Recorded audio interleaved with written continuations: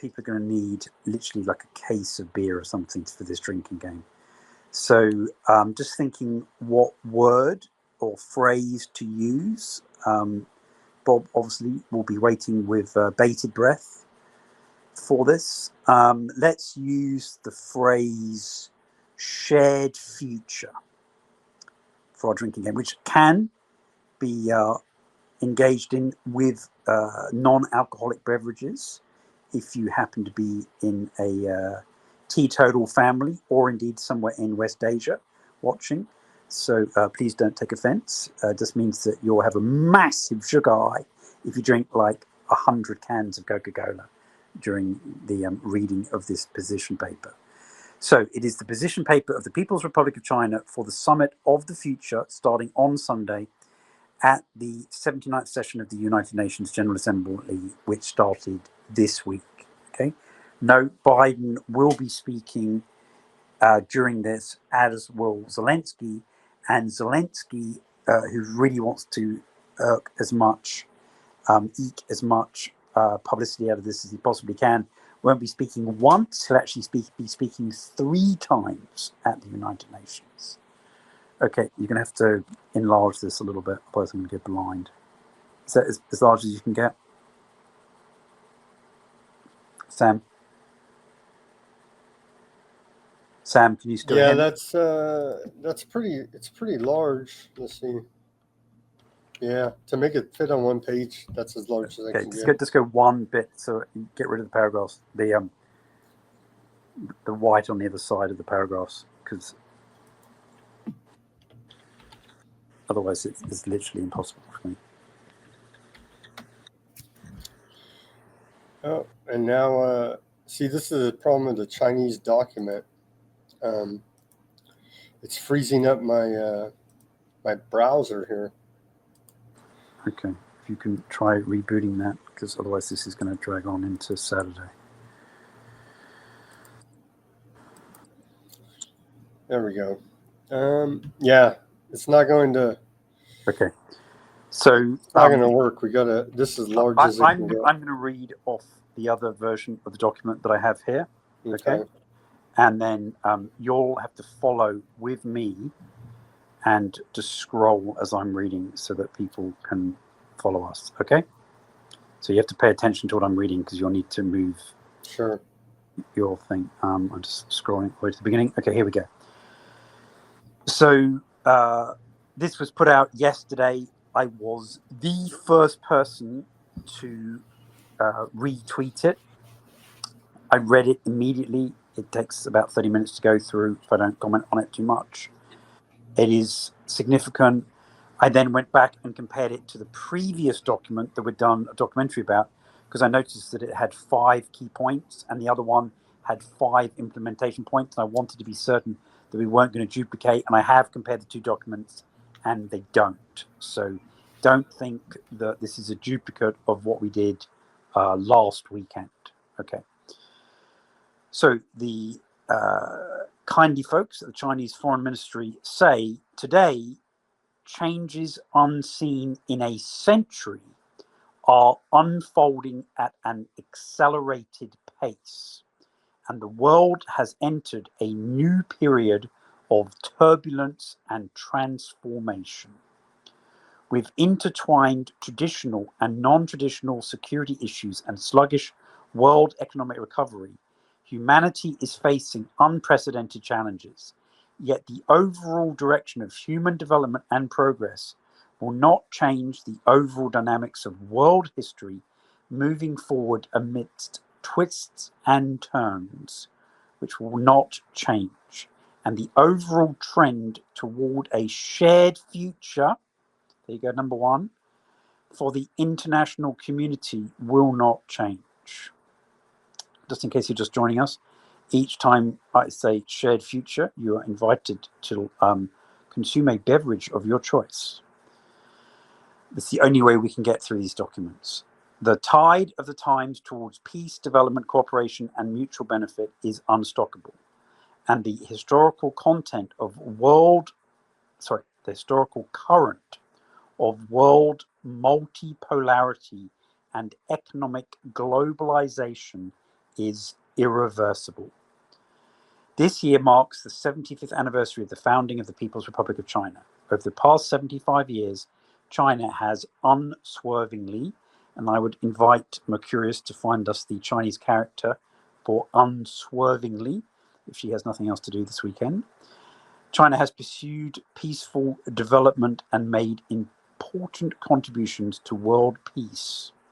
Upholding independence and seeking peaceful coexistence with all countries, China has proposed the 5 principles of peaceful coexistence that have been widely recognized and observed by the international community and have become the basic norms of international relations and fundamental principles of international law.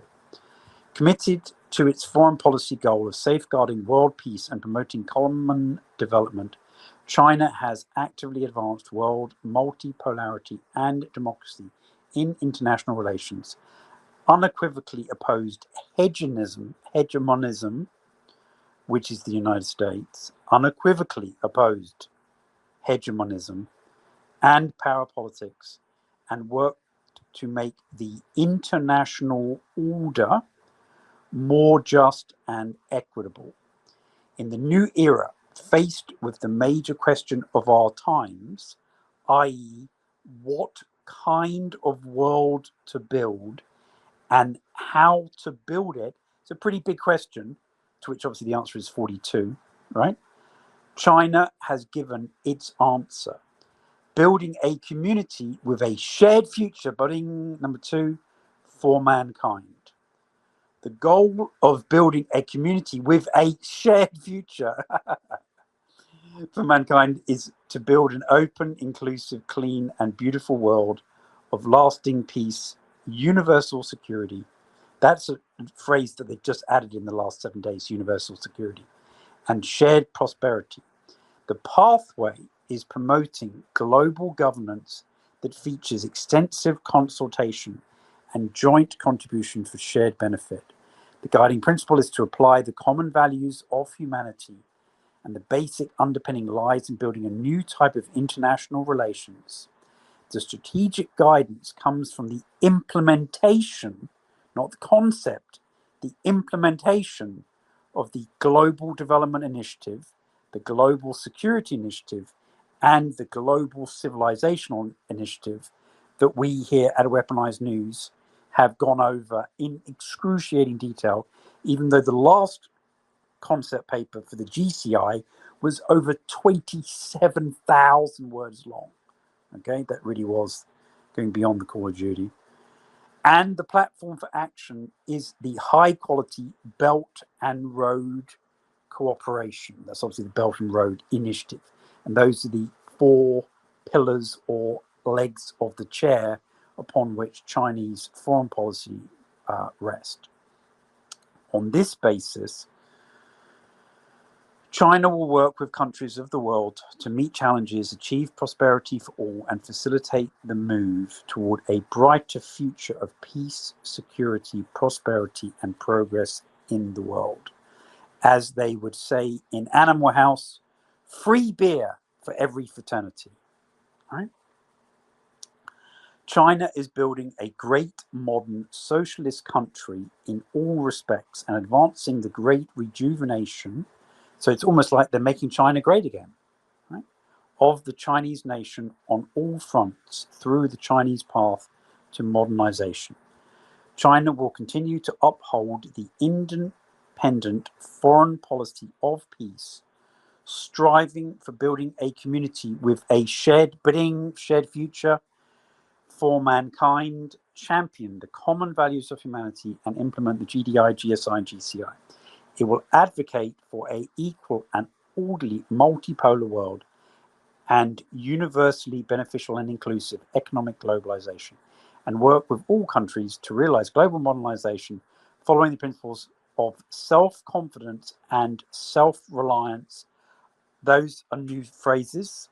I haven't seen those before. Principles of self-confidence and self-reliance. And forgive me if I'm pointing out the new things rather than repeat things, but I've read these documents so many times now, I am actually noticing when they're adding new phrases in. So self-confidence and self-reliance, openness and inclusiveness, fairness and justice, and win-win cooperation. China supports the UN Summit of the Future and calls, which is what's happening starting Sunday, and calls on the international community to take this opportunity to focus on the common well-being of humanity, build consensus and synergy, and support the central role of the United Nations in international affairs. China supports efforts, key phrase here, of true multilateralism that is based on international law in accordance with the principle of equity and justice in pursuit of win-win cooperation and effective action orientate, so as to jointly build a better future. Notice here that one doesn't count. It says better future instead of shared future for mankind. They're very sneaky when they suddenly change one of the key words in our phrases there. So they then start with the 5 points that they will be working on when negotiating. And who knows, they may already have presented these points to all the African countries when they had the FOCAC meeting or the Latin American and Caribbean meetings, or they met at BRICS. So it's possible that when the United States turns up rather belatedly on Monday, because they'll probably not even realize that it starts on Sunday, they'll find that 100 countries have already agreed on a certain set of changes. So this is how the Chinese are almost as sneaky as the aardvarks, because they do try and tuck up these things in advance. So with the future in mind, very globalist as opposed to on the horizon, right? China stays committed to being a staunch force for safeguarding world peace and stability. China firmly chooses peace over war and will work with all countries to implement the Global Security Initiative, following the vision of common, comprehensive, cooperative, and sustainable security. China respects the sovereignty and territorial integrity of all countries, abides by the purposes and principles of the UN Charter, and takes the legitimate security concerns of all countries seriously.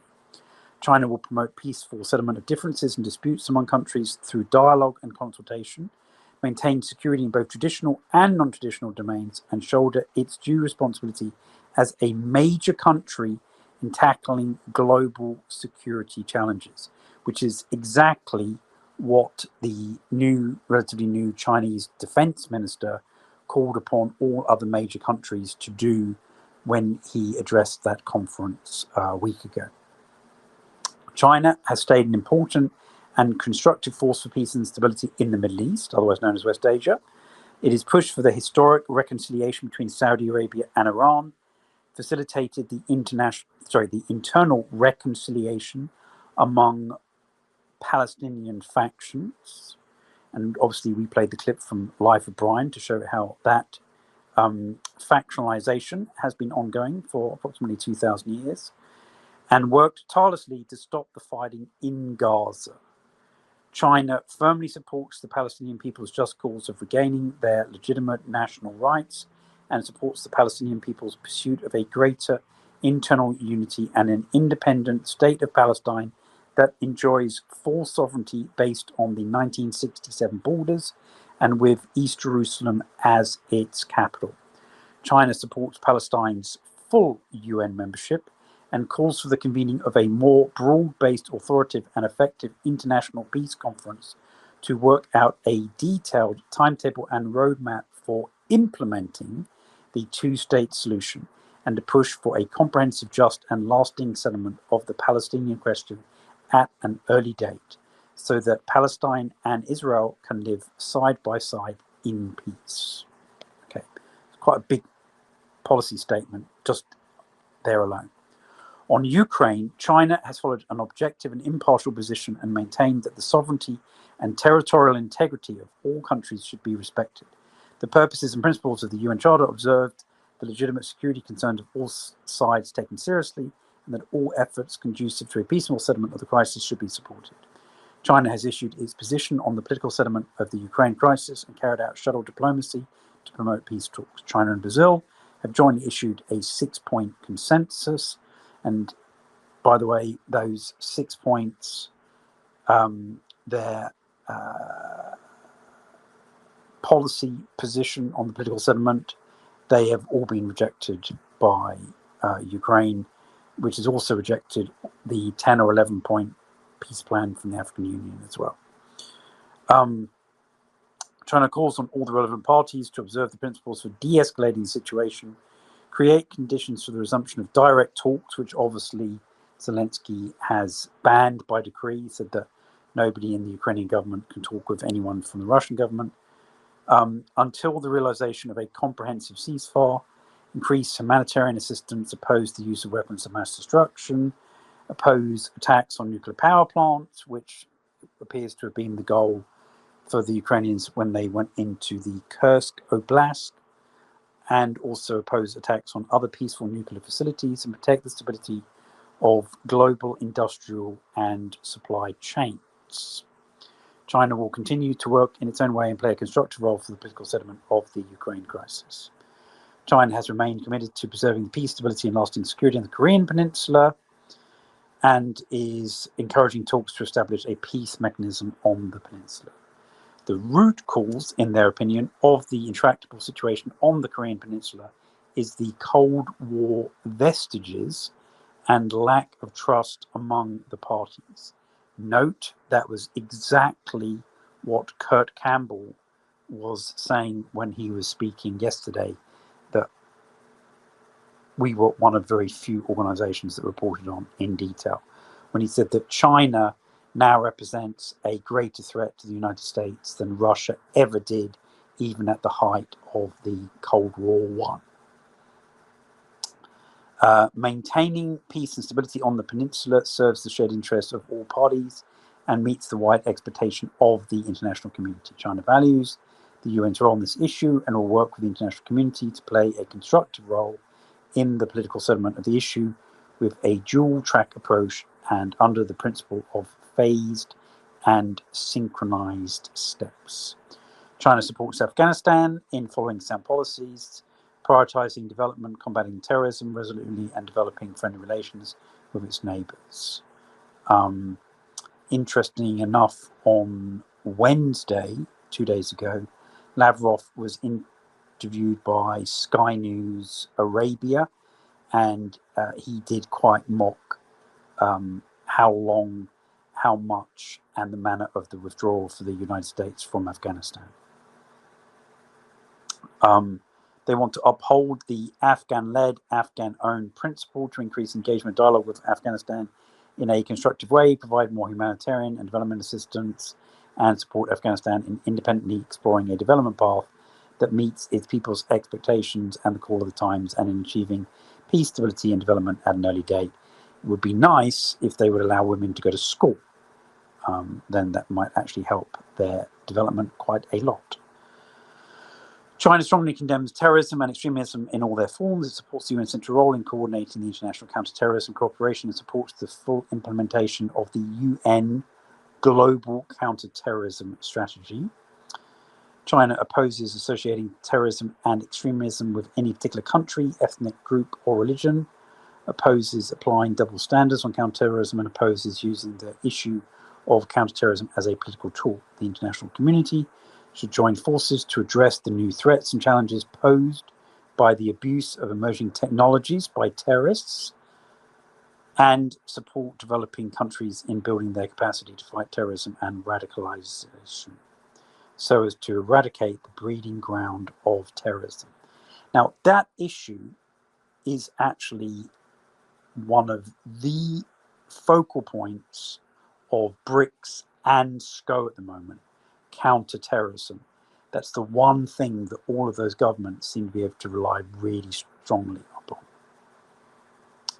This is interesting now in terms of their nuclear weapon views, given that we learnt from that document that we alone read through in detail, Sam and I, that revealed that Russia has signed an agreement to enhance its nuclear weapons technology cooperation with the PRC. That was huge. We broke that story. I also went on InfoWars, and they immediately recognized the significance of that. Alex never pursued it, neither did Owen. Okay.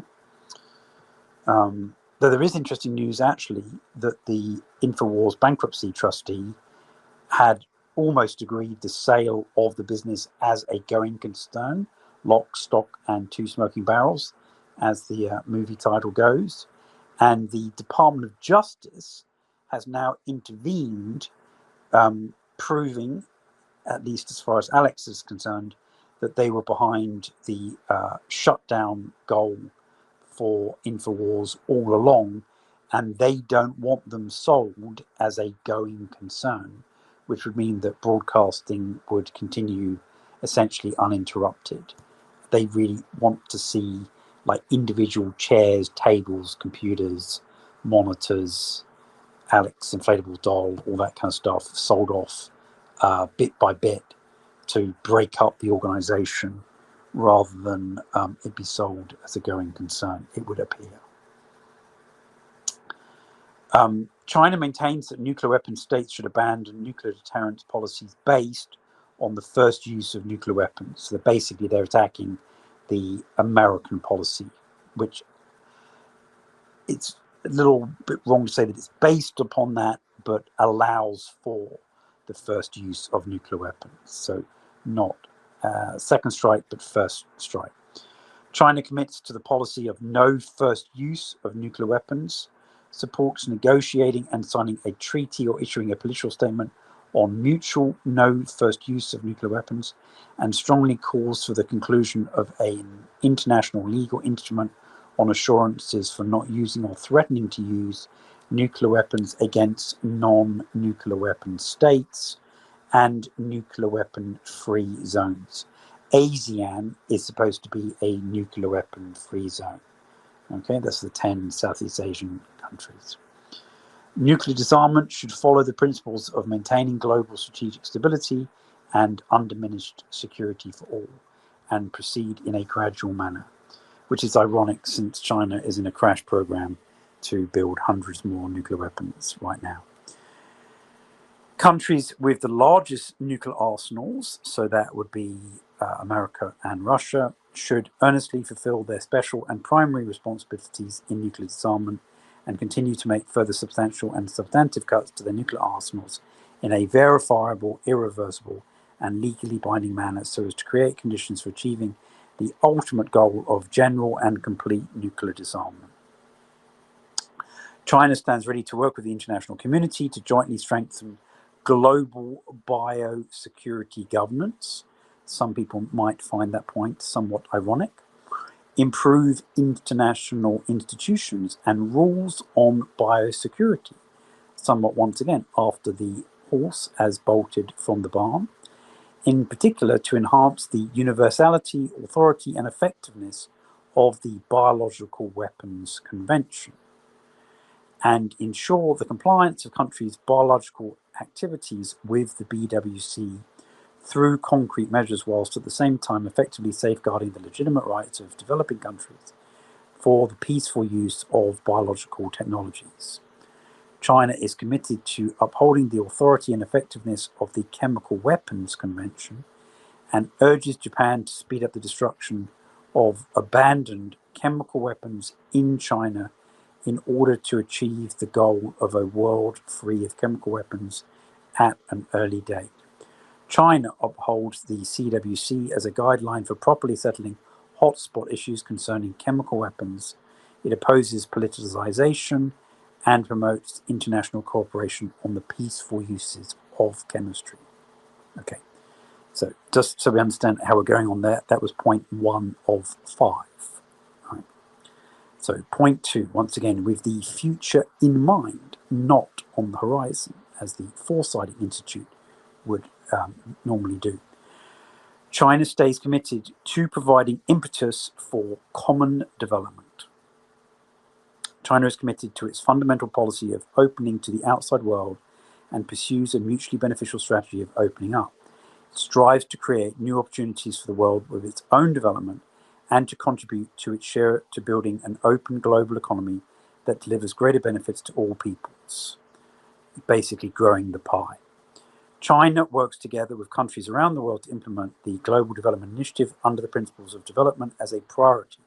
A people-centered approach, benefits for all, innovation-driven development, harmony between man and nature, and results-oriented actions in an effort to create a bright future. Once again, not a shared future, nor is it a better future, but now a bright future of peace and prosperity for all. China advocates placing development at the heart of the global agenda with the aim of delivering the 2030 Agenda for Sustainable Development. China calls for efforts to broaden the financing channels. That is actually one of the biggest points of this entire weekend, is reform of the IMF and the World Bank, and it would appear that the EU and the United States are absolutely determined to veto that. Innovate the models of cooperation, strengthen capacity building, expand the network of partners, and promote the building of a global community of development. China is ready to work with other countries to fully leverage the role of the group of friends, the GDI, promote the building of cooperation platforms and networks, deepen practical cooperation, constantly expand the GDI project pool and capital pool, revitalize partnerships, and foster new driving forces for global development. And once again, in the same paragraph, speed up the implementation of Agenda 2030. China has proposed the initiative of high-quality Belt and Road cooperation and established the largest platform for international cooperation with the most extensive coverage in the world. The Belt and Road Initiative champions the Silk Road spirit of peace and cooperation, openness and inclusiveness, mutual learning and mutual benefit, focuses on enhancing connectivity and promotes policy, infrastructure, trade, financial and people-to-people connectivity with a view to delivering development and prosperity for all countries. And remember, we learned that in 2018, Putin agreed with Xi that the Greater Eurasian Partnership Project would run in cooperation and coordination and in parallel with the BRI initiative. Okay, so there is a dual purpose for this project. High-quality Belt and Road cooperation has become an international consensus, and this is where it's important to recognize that the Silk Road now has several different aspects, and they go on to explain the building of a health Silk Road, a green Silk Road, a digital Silk Road, and a Silk Road of innovation that includes technology transfers, have become new growth areas for cooperation. China stands ready to work with all sides to enhance the complementarity and synergy between the BRI cooperation and Agenda 2030. So for those of you who aren't following, you can see there that whilst they didn't mention the GEP, it is, we know, because they've confirmed it in recent documents, been linked to that for 6.5 years officially. And it's also clearly linked to Agenda 2030, which, as we also know, the World Economic Forum has partnered with the UN to promote and accelerate. So there are some issues that they are all working hand in glove on. What the ultimate goal is, that's a different matter. Whether they see this as being the end game or they go on to Agenda 2050, whether or not it's including massive depopulation or not, those are all still areas that are up for debate. China is committed to building an open world economy, calls on the international community to meet the common needs of all countries, especially the developing countries, properly address the development imbalances between and within countries resulting from the global allocation of resources to achieve mutual benefit, win-win outcomes, and common prosperity. Countries should respect each other's legitimate interests and concerns, oppose the attempt to roll back globalization. So this is the concept of fragmentation, which is an IMF term. There's a very beautiful Indian lady who's the deputy head of, I think it's the IMF, not the World Bank, who is going around the world warning about the risks of rolling back globalization, which will lead to fragmentation of the global economy.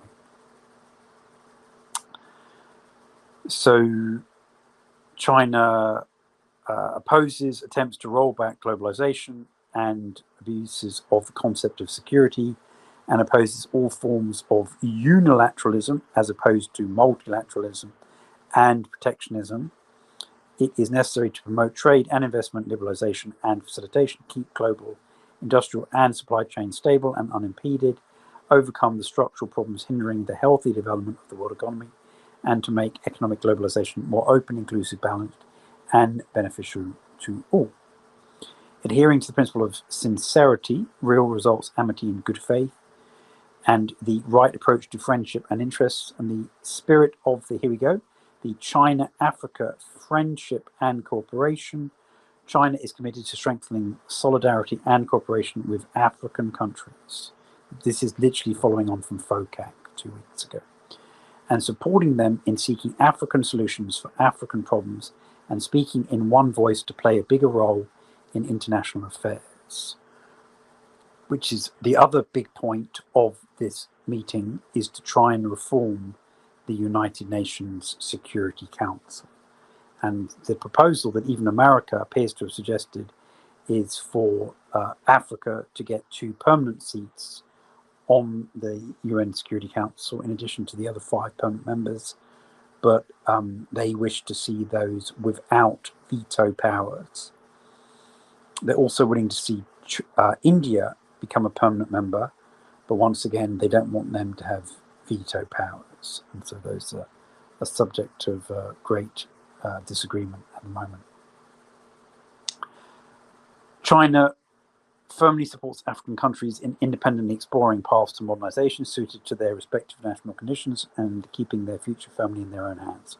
China is ready to join hands with Africa to advance a just, equitable, open, win-win, and eco-friendly modernization that puts people first and features diversity, inclusiveness, peace, and security, and to spearhead the global South modernization through China-Africa cooperation.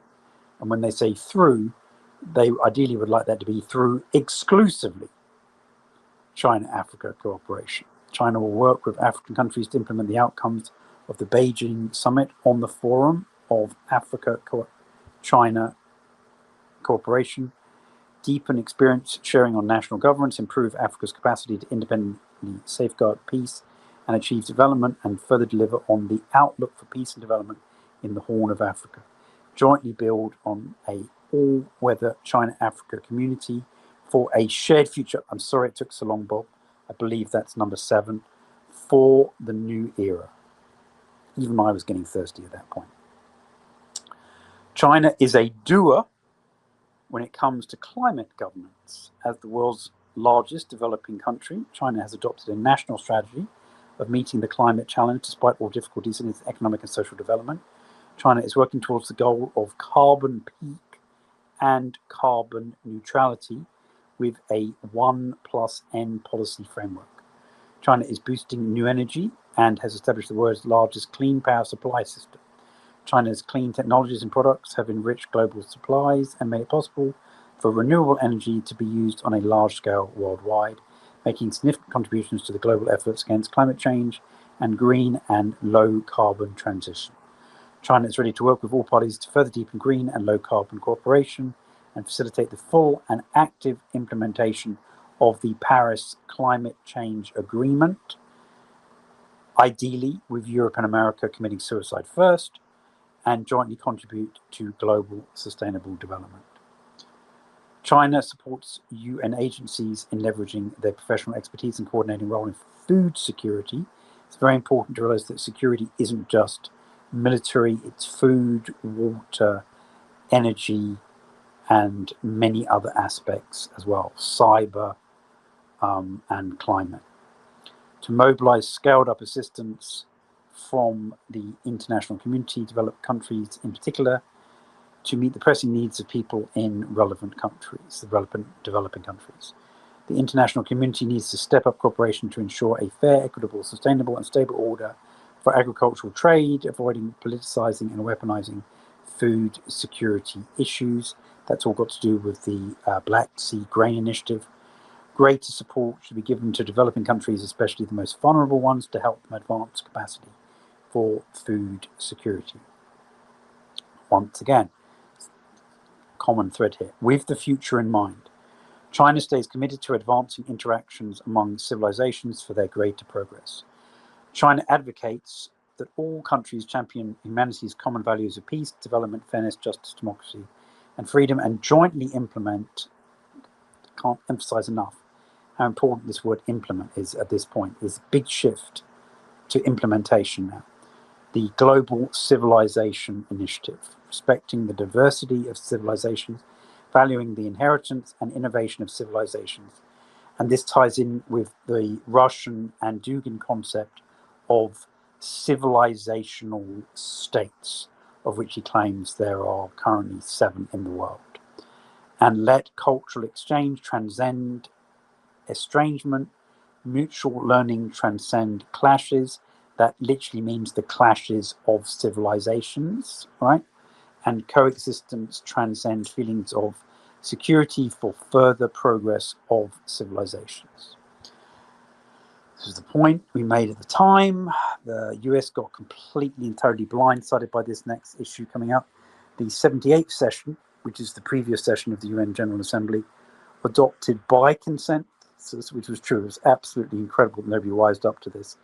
The China tabled resolution on the International Day for Dialogue Among Civilizations, was essentially put into recognition of the GCI, aimed at raising global awareness of the value of diversity of civilizations and exchange and cooperation among civilizations, encouraging more exchange and mutual learning among civilizations, promoting solidarity and jointly finding solutions to global challenges.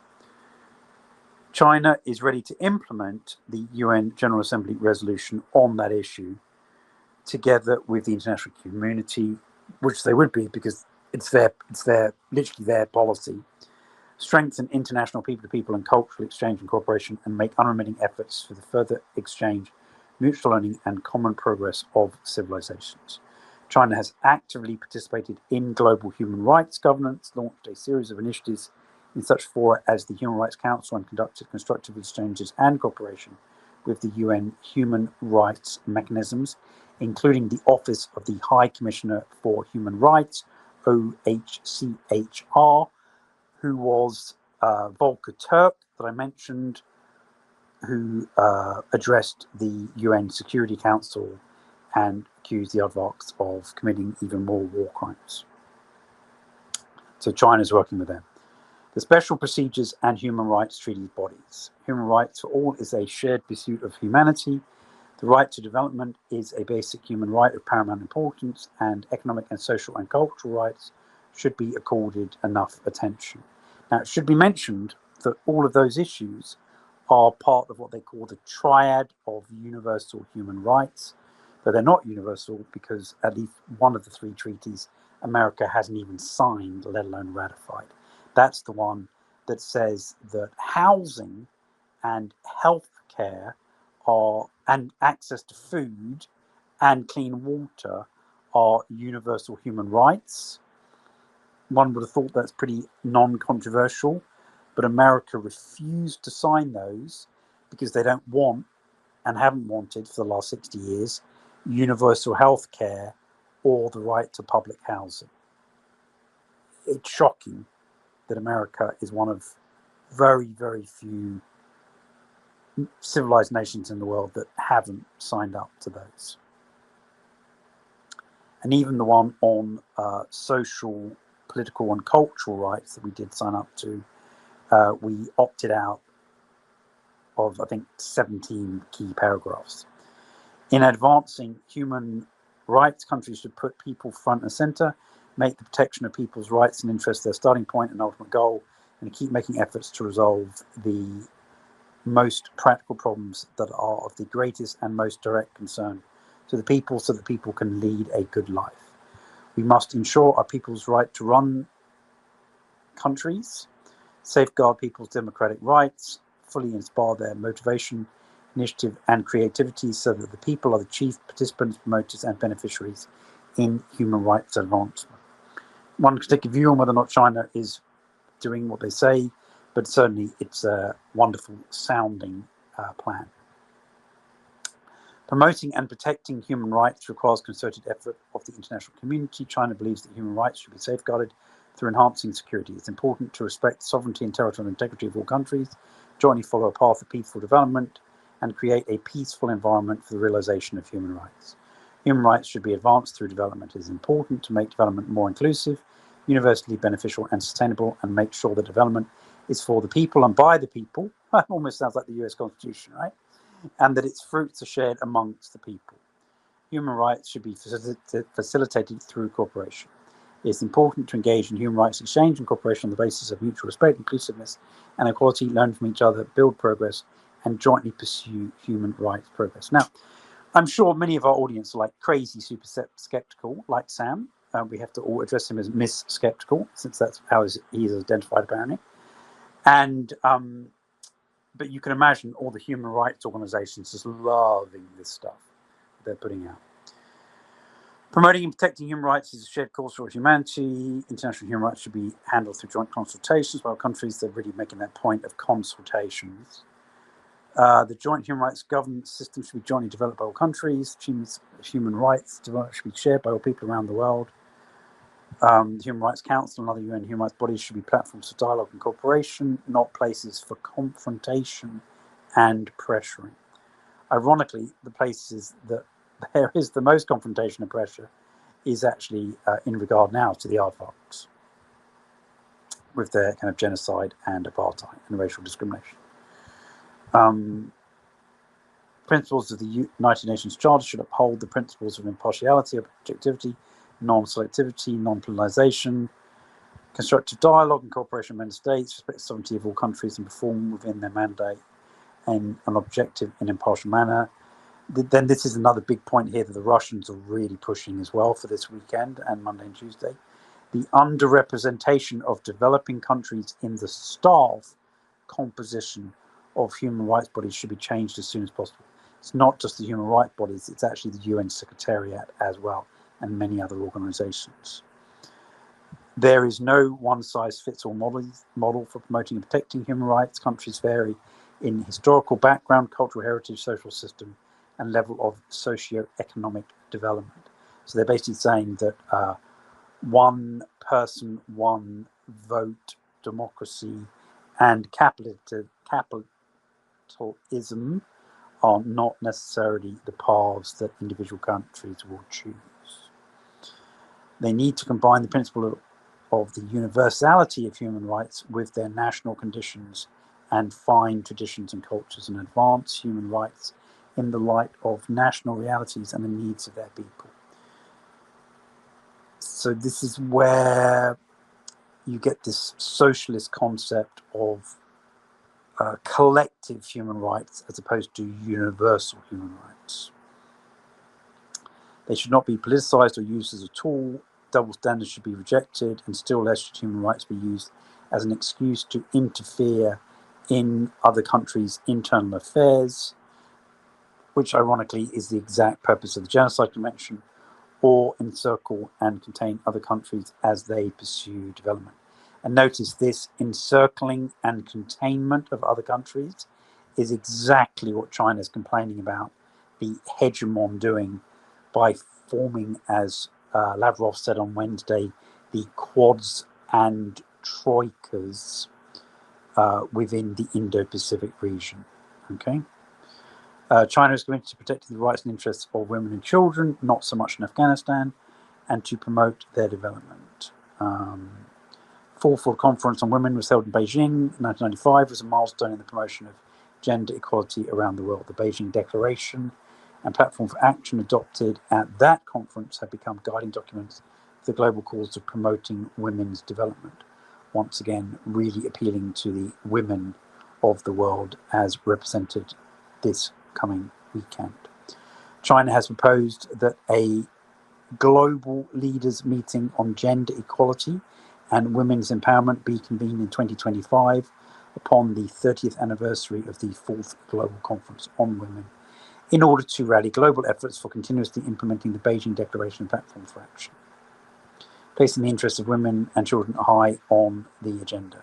Global strategies for the development of women and children should be formulated and improved. Comprehensive measures taken to ensure that women and children enjoy the various benefits of development, and that the development of women and children is kept in step with socio-economic progress. We support the UN in its leading and coordinating role and strengthening international cooperation on the cause of women and children. Literally sounds like Democrat Party 2024 election platform. They then talk in this paragraph rights of the disabled and the elderly as being an indicator of social civilization. The extended family obviously is still a very big feature of Chinese society. Protection of persons with disabilities, law on the building of barrier-free environment, law on the protection and rights and interests of the elderly. I'm kind of skimming through that paragraph. They're working to build a society that's friendly to people with disabilities and the elderly so that they also can share in the benefits of China's economic and social development, which without saying they intend to be the model for the world, at least the developing world, the global south. Point 4, with the future in mind, China stays committed to playing a constructive role in the development and reform of global governments, which, as I explained, is one of the big topics on discussion this weekend.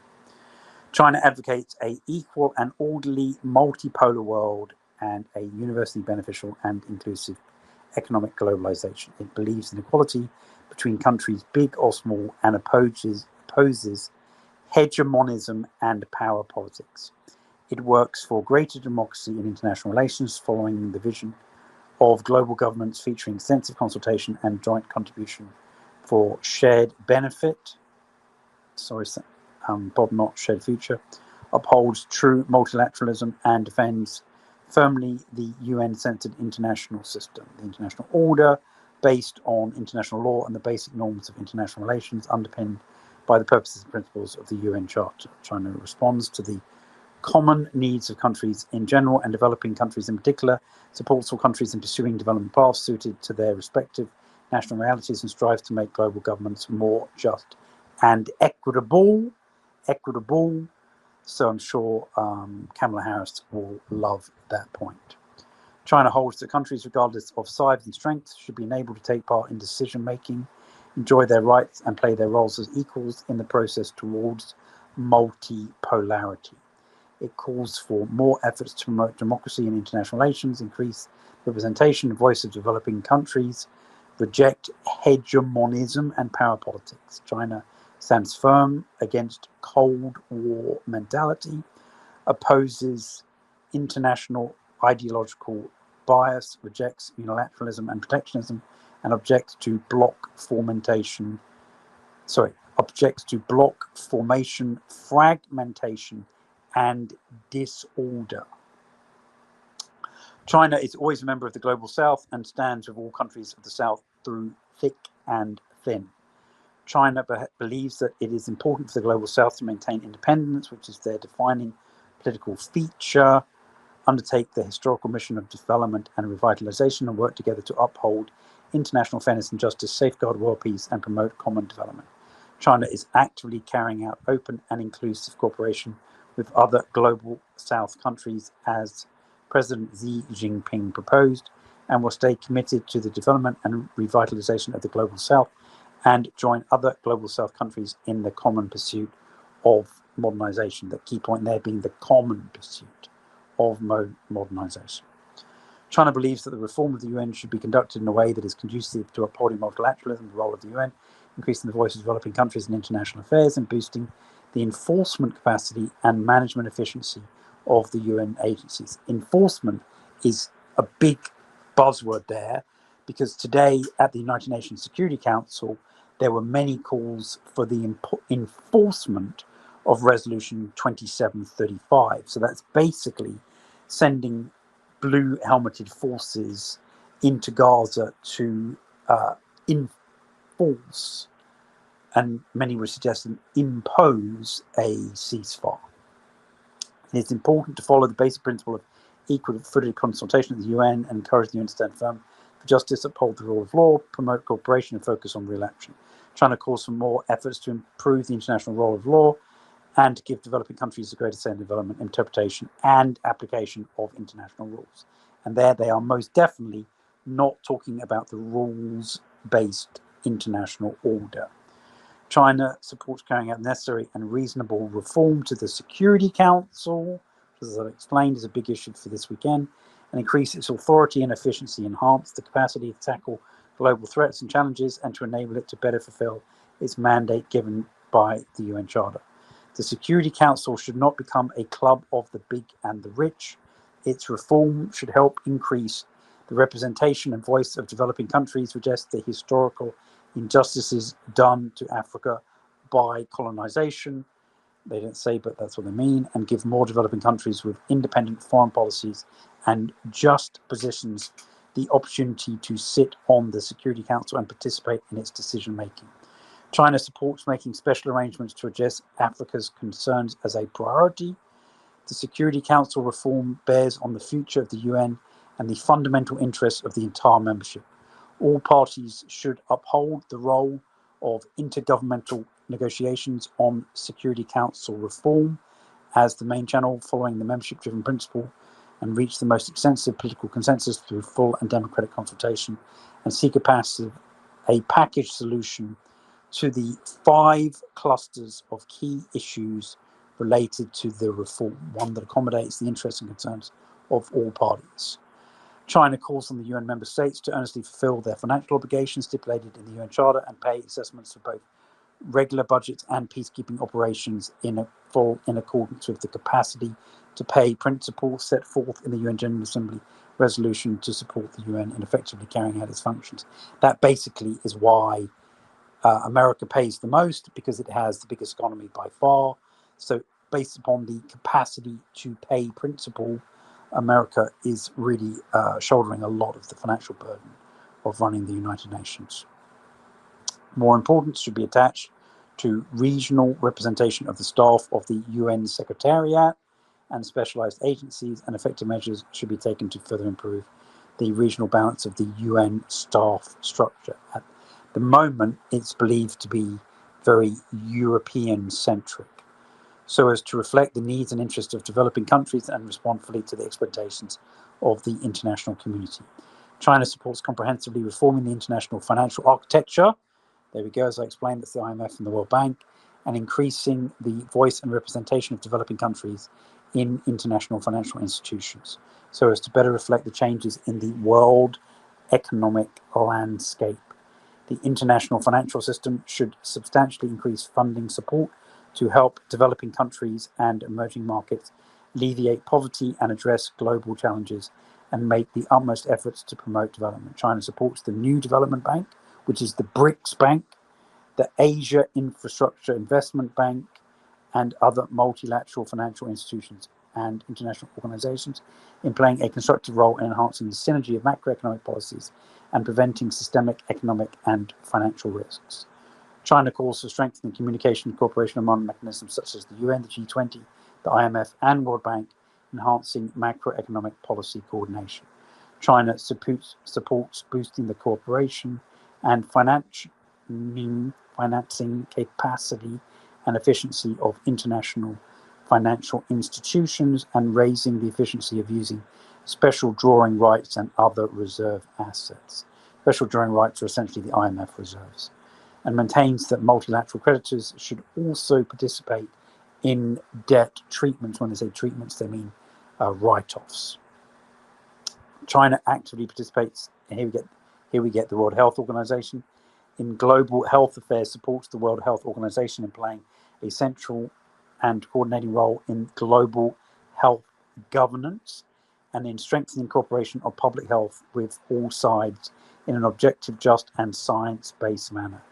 China supports necessary and equitable reform of the global health governance system in order to raise the efficiency of the system, better respond to global public health crises, and build a global community of health for all.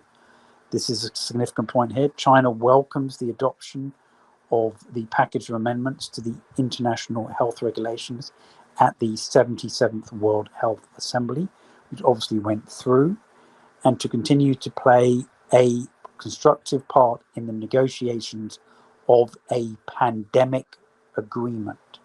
So it just goes to show that China is pushing on both those points, with all sides toward the goal of concluding an international instrument that demonstrates equity and solidarity on the basis of respect for sovereignty and consensus. China will continue to support and participate in science-based global origins tracing. So we may actually get to find out where the, as Trump would say, China virus actually originated. And obviously that should include North Carolina, and firmly opposes political manipulation of any form.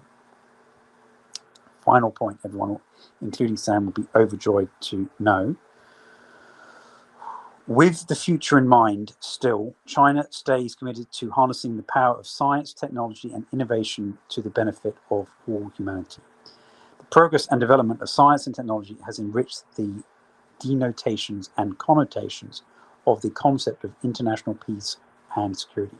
China calls upon the international community to enhance open cooperation in science and technology, shape the vision of science and technology for good, strengthen global science and technology governance, and jointly explores ways and methods for resolving major global issues in order to address the challenges of our times and improve the well-being of humanity. China calls for the implementation of the UN General Assembly resolution entitled Promoting International Cooperation for Peaceful Use in the Context of International Security, to safeguard the right to peaceful use of science and technology of all countries, in particular developing countries. Wow, that is a long title. China will submit the above resolution once again to the 79th General Assembly. China supports advancing global digital governance. That is got a lot to do with censorship, with the UN as the main channel, and supports the UN in reaching a global digital compact and upholding principles of development as the orientation, inclusive participation and digital benefits for all, innovation-driven development, protection of cultural diversity in the digital space, and an open, fair, inclusive, and non-discriminatory digital environment. China supports the compact in taking actions such as establishing common standards on global data security and initiating a global dialogue and intergovernmental negotiations on AI governance, which are in line with the GDI, the GCI, the Global AI Governance Initiative, and the Global Initiative on Data Security. And if we're all going to get a digital identity, then data security would actually generally be quite important. China is ready to work with the international community to jointly advance global digital governance and build a community with a, thank God, finally, number 8, with a shared future in the digital world. That was number 8, Bob, and for anyone else who's still keeping track. China has put forth the Global Artificial Intelligence Governance Initiative, advocating that in terms of AI development, countries should promote a people-centered approach and the vision of artificial intelligence for good, uphold the principle of prioritizing both development and security, and make sure that AI always works to advance human civilization. I would suggest that's quite important. China calls on all parties to effectively implement the resolution enhancing international cooperation on capacity building of artificial intelligence, adopted by consensus at the 78th session of the UN General Assembly in the previous 12 months. In particular, all parties should help the global south to benefit equally from artificial intelligence development and close the AI gap. China is committed to having dialogue and cooperation with all parties and building AI governance frameworks based upon full respect for policies and practices of different countries and broad consensus. China stands for greater representation and voice of developing countries and supports the UN as the main channel in global AI governance. It supports the establishment of an international AI governance agency, so that's going to be the World AI Police, under the UN framework to develop and coordinate major issues of AI security and governance. China takes a constructive part in the UN cybersecurity process and contributes to and advocates international rules and systems in cyberspace. China supports the formulation of international rules on cyberspace that are acceptable to all countries within the UN as the main channel, and defends the common rules governing cyberspace, and works for a community with a shared future. That's number 9, shared future in cyberspace. All countries should fully abide by and implement the framework for responsible state behavior in cyberspace and set and approve new rules worldwide on cybersecurity and digital security in the light of the latest developments and technology. Oceans, completely changing the subject, are the common home of humanity whose development and preservation require our joint efforts with the vision of building a maritime community with a shared future, ding ding, number 10, in mind. China stays committed to dialogue and consultation, safeguarding maritime peace and tranquility, what they call the blue ecosystem, upholds fairness and justice to improve ocean governance, prioritizes ecological conservation to preserve clean and beautiful oceans, and pursues mutually beneficial cooperation for maritime prosperity. Now, here's a real important point here for people with interest in direct energy weapons or alien invasion. China has all along championed peaceful use of outer space and upheld the principle of exploration and use of outer space for the well-being of the entire humanity on the basis of equality, mutual respect, and peaceful use and inclusive development.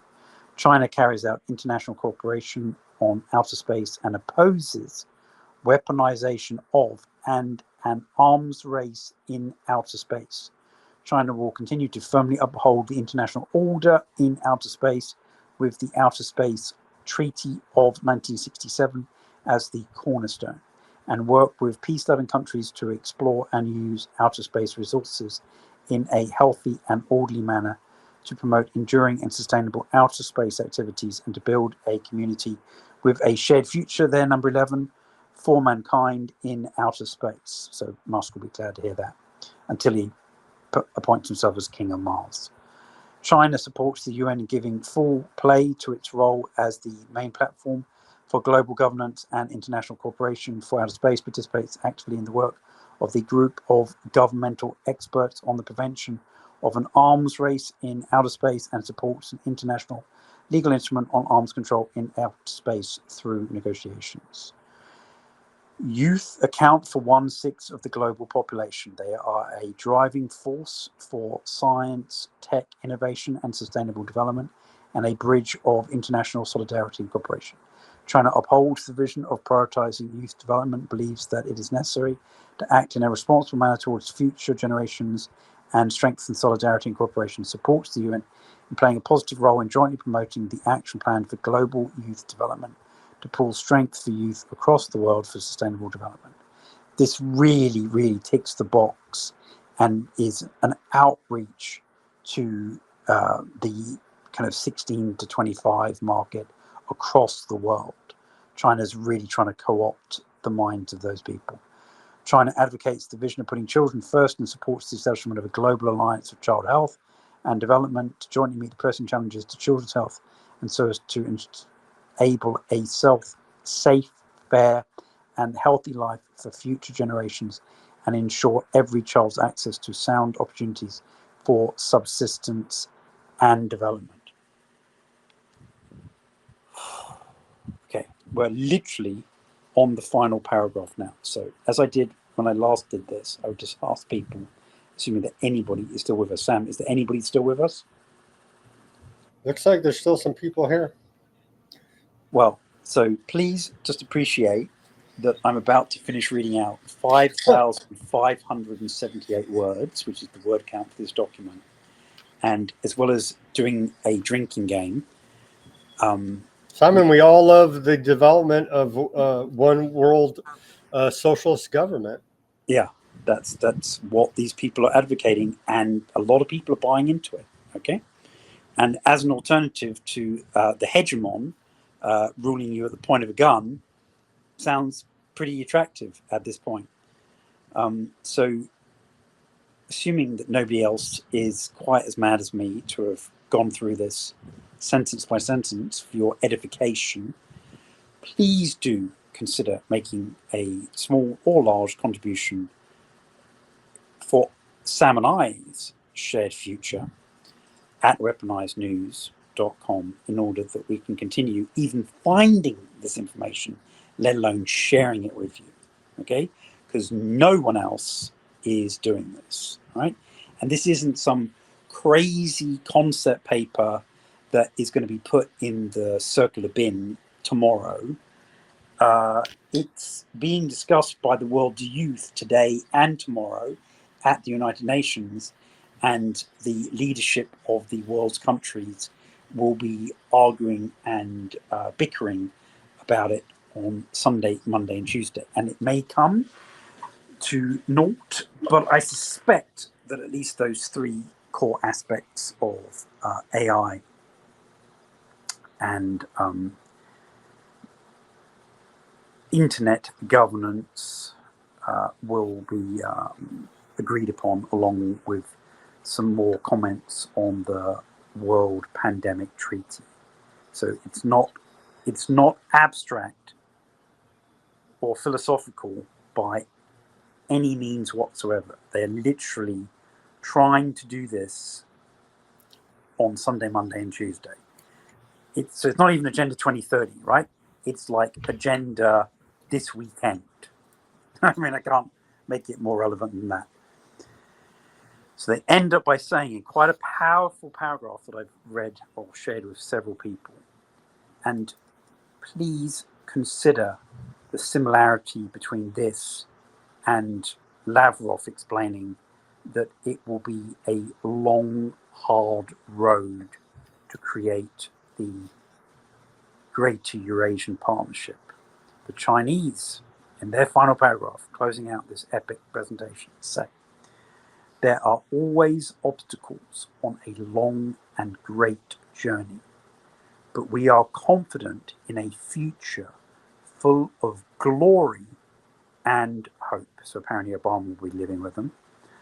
China stands ready to work with all countries to deliver on the Global Development Initiative, the Global Security Initiative, and the Global Civilizational Initiative together, and realize an equal and orderly multipolar world and a universally beneficial and inclusive economic globalization to usher in a brighter tomorrow in building a community with a shared future for mankind.